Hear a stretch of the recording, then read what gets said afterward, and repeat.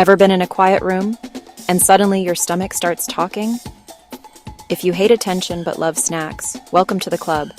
Your stomach just announced itself. Loudly. Let's find out why.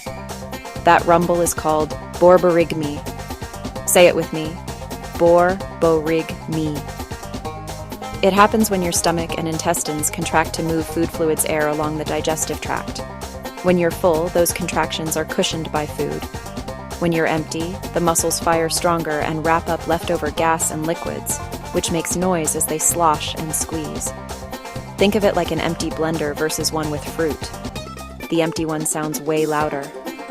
Those sound waves travel through your tummy and out into the room, cue awkward glances in class or meetings. So, no, your stomach isn't broken. It's just hungry.